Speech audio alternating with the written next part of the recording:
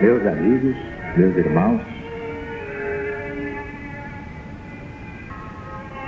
o Centro Espiritual Universalista, o céu da LBV, unifica neste final de ciclo todos os ensinamentos de Jesus em espírito e verdade, mas à luz do novo mandamento.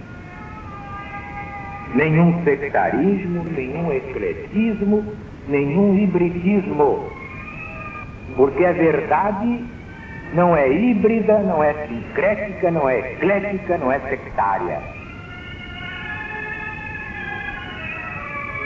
A doutrina do céu é exatamente a doutrina do Cristo de Deus, acima de todas as perversidades geradas pelas religiões humanas, diletas filhas de Satanás ou do Anticristo.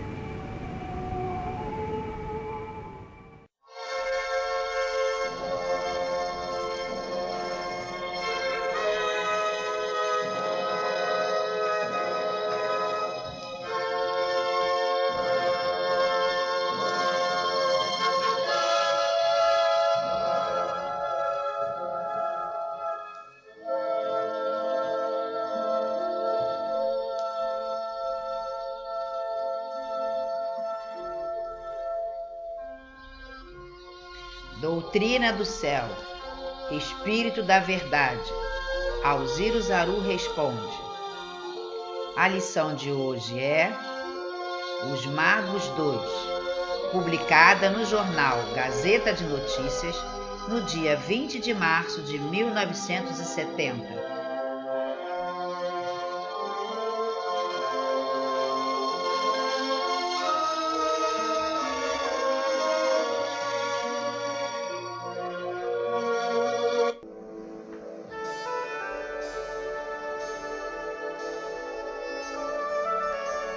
Causou profunda emoção em nosso posto familiar a revelação espiritual da Estrela dos Magos.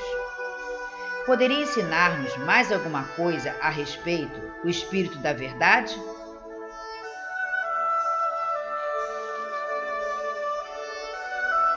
Deveis compreender que o perispírito, sobretudo de um espírito superior, pode tornar-se luminoso para olhos humanos, mediante a uma agregação, uma condensação dos fluidos e uma transformação que lhes dê forma estelar.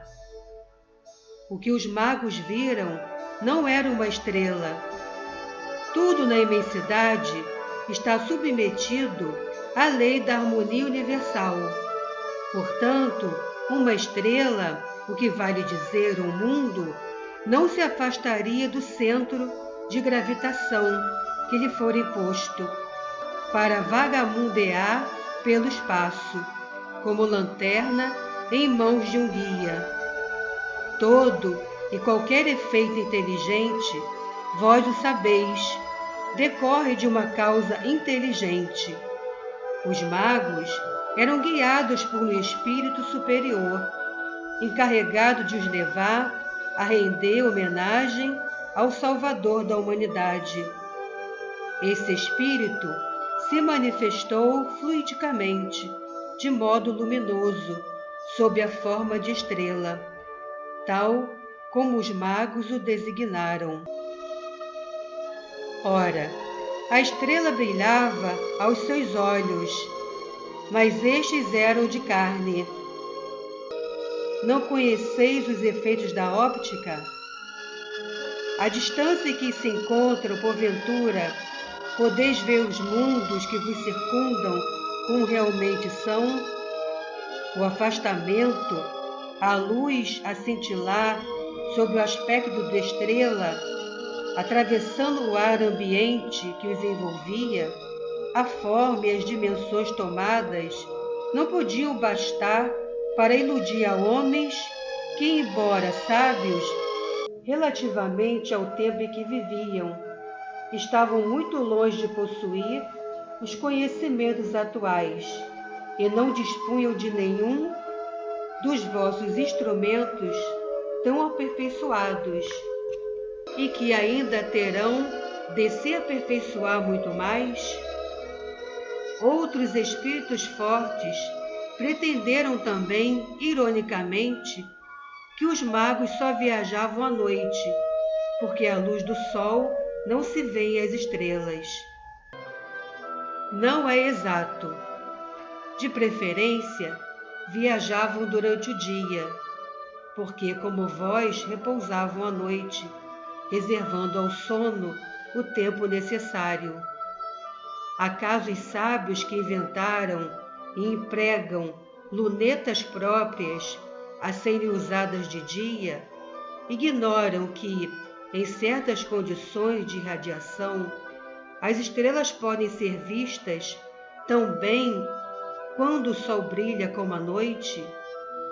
A esses poderíamos perguntar: seria impossível apropriar a vista dos magos de maneira que pudessem perceber um pálido clarão, apesar da claridade do dia? Por prodígios tão extraordinários quanto este, e que admitissem que, entretanto, os compreendais muito bem, os olhos humanos não são apropriados a desempenhar as funções de microscópio? Ponhamos, porém, a questão nos seus verdadeiros termos.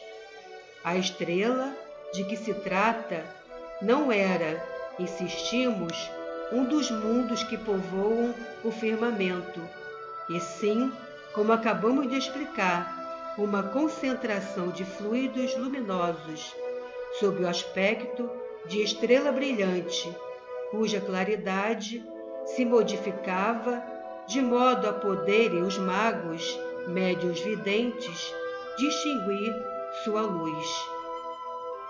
Era efeito de óptica, produzido para lhes fazer cintilar a vista como as estrelas em noite límpida, um clarão movediço.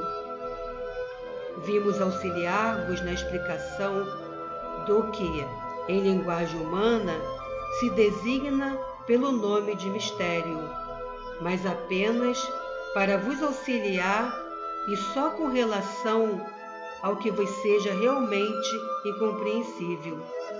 Utilizai-vos da vossa ciência e da vossa razão para solucionar as questões que uma e outra podem resolver.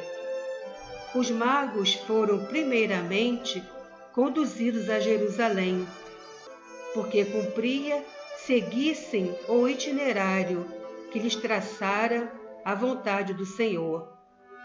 Herodes tinha de ser informado do nascimento do rei dos judeus. Tinha de reunir em assembleia os príncipes dos sacerdotes, os escribas ou doutores do povo, os quais, consultando as profecias, tinham de indicar como local destinado ao nascimento do Cristo, o chefe que, segundo fora anunciado, haveria de guiar o povo de Israel. A cidade de Belém de Judá, onde precisamente nascera o menino que os magos procuravam. Tudo tem sua razão de ser. O nascimento isolado do menino, Jesus, no seio de uma classe pobre, devia ter uma repercussão que preparasse o seu aparecimento entre os homens e dispusesse os acontecimentos que se haviam de dar, em consequência dessa passagem dos magos por Jerusalém e da visita deles a Belém de Judá.